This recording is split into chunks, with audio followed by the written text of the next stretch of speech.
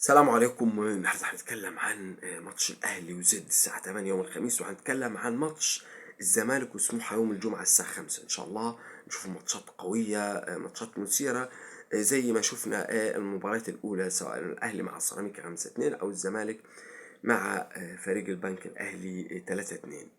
لكن في البدايه عايز اقول حاجه مهمه جدا بالنسبه لجوائز افضل لاعب. شفنا ان في جائزة ذا بيست او البالون دور، ان محمد صلاح ما كانش حتى متواجد مع العشر لعيبة اللي كانوا مرشحين لهذه الجائزة. وده بيبقى الاسباب، وعارفين انه ريدري اللاعب الاسباني لاعب مانشستر سيتي هو اللي حصل عليها، وده بناء على ارقام تتكلم عن 7 8 بطولات مع المنتخب الاسباني او مع فريق مانشستر سيتي، بالاضافه لتاثيره المهم جدا في وسط الملعب. لاعب بيعرف يسدد كويس، تسديداته زي ضربات الجزاء بالظبط، لمساته دقيقة جدا، لاعب مهم، لاعب مؤثر، أرقامه كبيرة جدا. وده لأن جائزة البالون دور اللي بيصوت عليها الصحفيين، مش الجماهير ومش المدربين. بيحصل عليها اللعيبة مش هي الأحرف أو الأكثر ظهورا، ولكن الأكثر تأثيرا.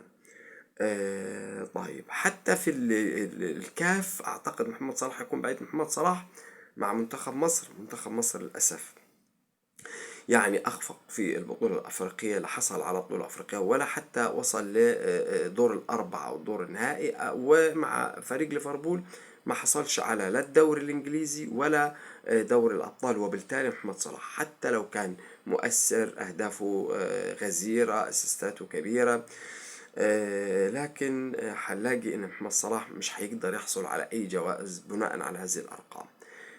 ربما يكون السنة اللي جاية او السنة اللي نحن فيها القادمة دي تكون افضل بالنسبة لمحمد صلاح. شايفين ليفربول ربما يكون قريب بعض الشيء للدوري الانجليزي، لسه نطول، لكن في انتصارات، في اداء قوي جدا من فريق ليفربول سواء على مستوى الابطال او في الدوري الانجليزي. السيتي اتهز بهزيمة مفاجئة، واتهز برضو بهزيمة في كاس الرابطة. طيب، محمد صلاح احنا شفنا اخر هدف ليه، الهدف الروعة اللي شفناه، وشفنا ليه اهداف مؤثرة جدا ودائما في احراز الاهداف، ودائما في الاسيستات، ودائما افضل لاعب في كل مباراة. ده فخر العرب، فخر افريقيا، وفخر مصر، ونتمنى المزيد ليه من الارقام. طيب، اذا تكلمنا عن مرموش، فمرموش قطعة تانية أثرية من مصر.